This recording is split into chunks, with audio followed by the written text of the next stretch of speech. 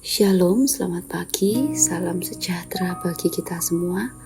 Tema renungan kita pada pagi hari ini berjudul Anak-anak Bapa.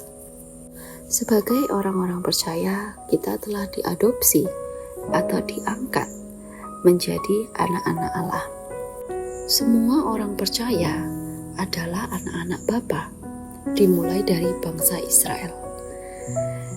Kemudian dalam perjanjian baru, dijelaskan kembali bahwa orang-orang yang menerima Yesus Kristus disebut sebagai anak-anak Allah.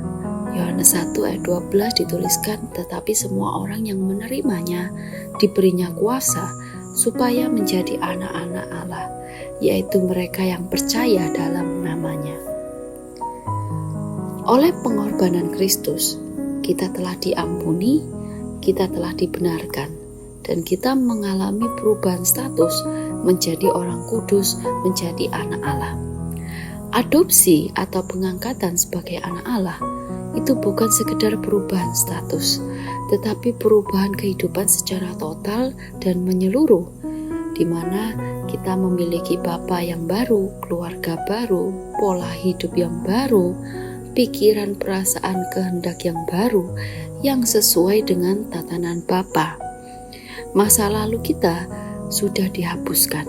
Kita telah menjadi ciptaan baru, kita telah mengalami kelahiran baru. Oleh sebab itu, kita harus menghidupi status sebagai anak ini. Banyak sekali pemahaman yang salah ketika kita memiliki status sebagai anak-anak Allah. Kita langsung mengalami perubahan perilaku secara instan. Kita bisa menjadi seperti Kristus, kita bisa memiliki kuasa seperti Yesus. Kita perlu diperbaharui di dalam hati kita. Terlebih dahulu, kita harus mengalami kelahiran baru, dalam artian kita menanggalkan manusia lama kita dan mengenakan manusia baru. Untuk mengenakan manusia baru, hati kita harus dirubah terlebih dahulu.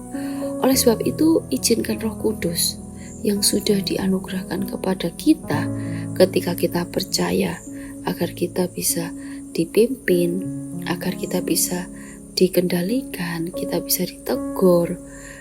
Roh Kudus bisa mengontrol pikiran dan kehendak kita agar sesuai dengan kehendak Bapa, dan kita perlu mentaati itu supaya perilaku, perbuatan, perkataan kita akan menjadi seperti Kristus.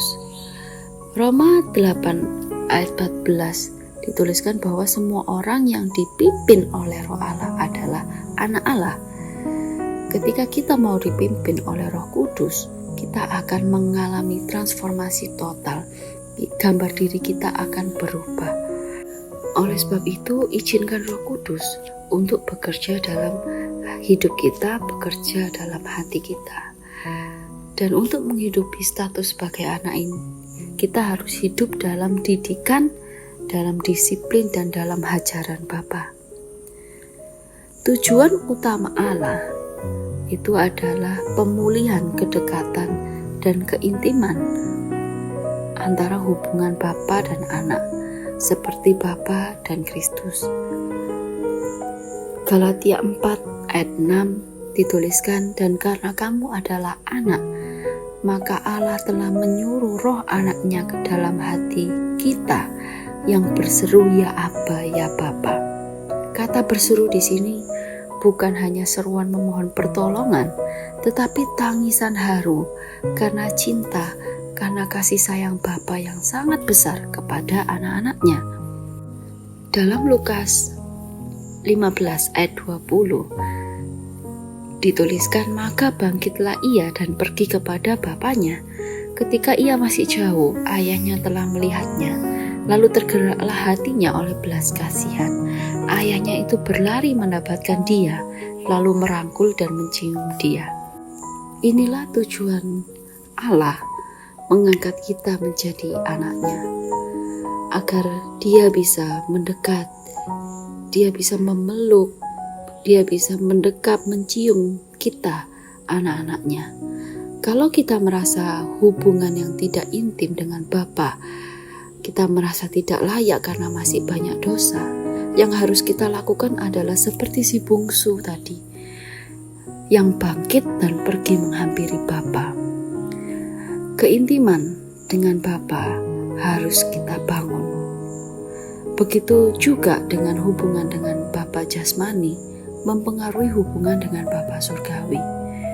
Anak yang mengalami perlakuan buruk dari bapaknya secara tidak sadar ataupun tidak disengaja akan memiliki perspektif yang sama terhadap Bapa surgawi. Oleh sebab itu, diperlukan adanya pemulihan dahulu hubungan dengan Bapa jasmani. Ketika kita menjadi anak-anak Allah, kita diangkat menjadi anaknya, kita memiliki hak waris. Roma 8 ayat 17 dituliskan, dan jika kita adalah anak, maka kita juga adalah ahli waris.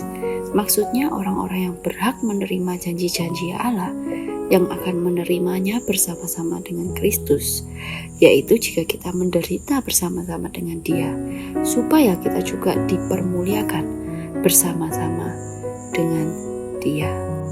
Hak yang kita miliki sebagai anak-anak Allah itu semua adalah anugerah. Kita tidak perlu menuntut karena semua kedaulatan itu ada di tangan Bapa sepenuhnya. Saudara-saudara yang dikasihi oleh Tuhan, mari kita memiliki kesadaran bahwa kita adalah anak-anak Bapa, bukan lagi manusia duniawi, tetapi sebagai warga kerajaan Allah yang harus hidup dengan prinsip-prinsip kerajaan Allah. Biarlah ini benar-benar menjadi rema yang kuat dalam hati kita, sehingga kita benar-benar mampu hidup sebagai anak-anak Bapa yang tidak serupa lagi dengan dunia ini. Bahkan kita bisa menjadi berkat bagi dunia. Amin. Tuhan Yesus memberkati.